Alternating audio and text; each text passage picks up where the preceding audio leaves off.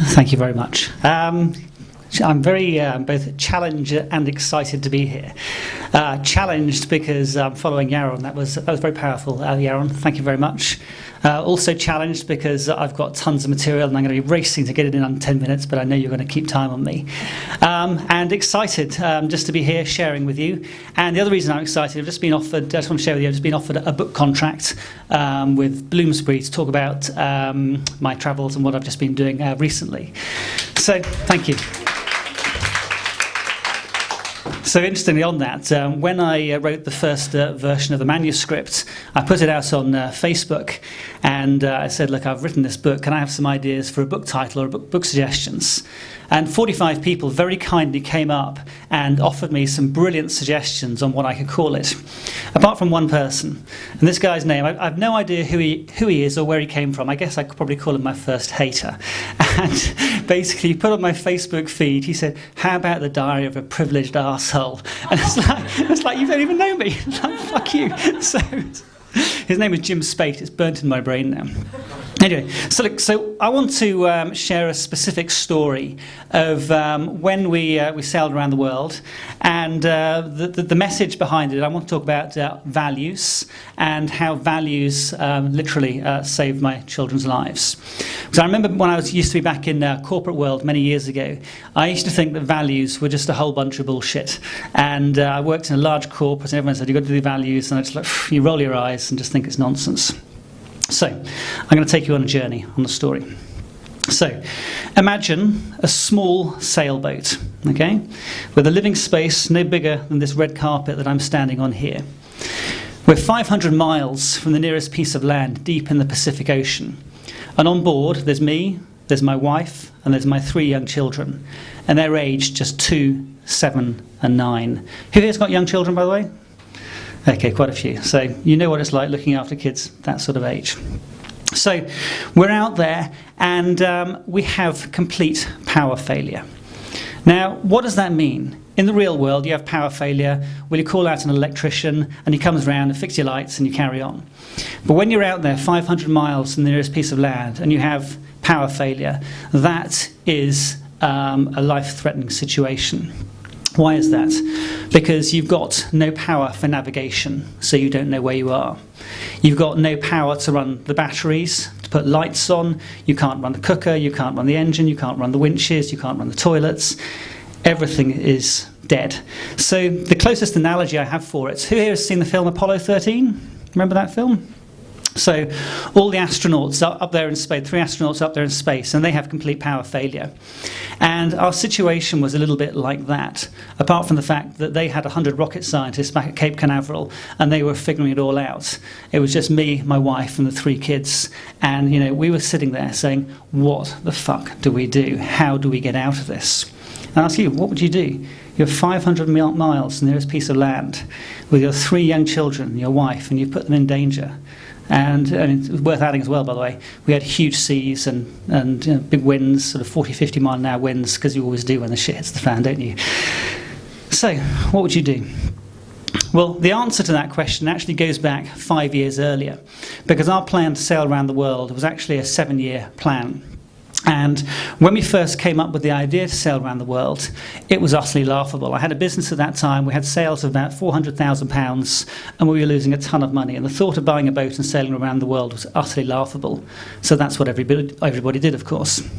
But we had 5 years to get everything in place. And 2 years in, I was driving my business really, really hard. And I'd taken on loads of learning and I was doing all these different things. And one day my team turned around to me and said, Caspar, either you change your style or we're all leaving. Because I was driving everybody pretty hard. So it was kind of like a big smack in the face. So I had to go back and learn from the bottom up how to be a leader again. And the place I started was with values. And I'm a massive believer in values now, about how the values shape your behaviours shape your actions, and your actions will drive your outcomes. So I did a huge amount of work in my business around putting values in place, and that was one of the things that led us to sell that business as we were sailing across the Pacific. But also, what I learned about values, we did everything that I did at work but at home. So with my young kids, we designed our values for how we wanted to live, how we wanted to show up. But we didn't just define them once.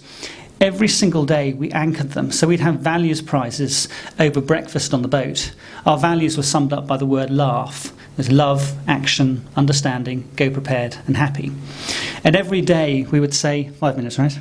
Okay, every day we would say to the kids, my values prize today for the value of love goes to someone who saw that one of the other crew members wasn't feeling too well, so they went and put a pillow under their head and gave them some water and looked after them. So Columbus, that's my son, you get my values prize for the value of love today.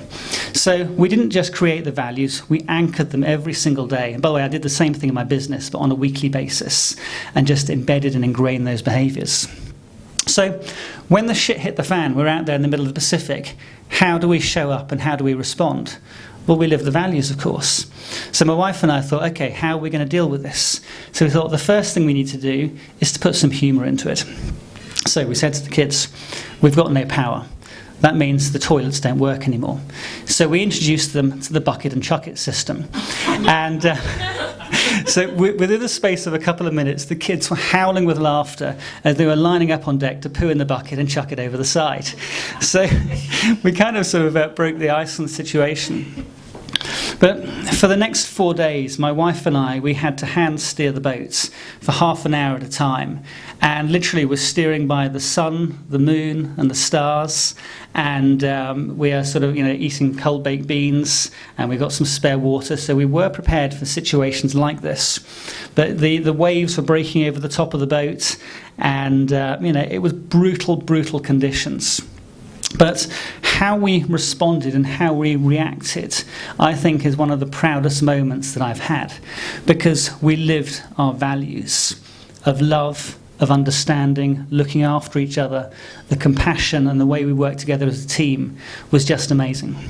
So sure enough, after 500 miles, we finally got to safety to the island of Niue, and we got there. And it was a massive release to get there, but it was one of those things that we did it, we owned it, we took responsibility, and my children, from my 2-year-old, my 7-year-old, my 9-year-old, they all responded in exactly the right way. So the lesson for me out of this, and the message out of all of this, is that all of us in our lives at some point, the shit's going to hit the fan. In your work life, in your personal life, you can absolutely guarantee it. Because as we knew with sailing around the world, we would have all sorts of things that would go wrong. The only thing that makes a difference is how you show up and how you respond to it in that moment. And for me, that's what the power of values is. How do you work together as a team? And there's a very powerful African proverb, which is that if you want to go fast, you go alone. If you want to go far, you go together. And that, for me, is what the teamwork was all about. So that's my message for you tonight. Thank you.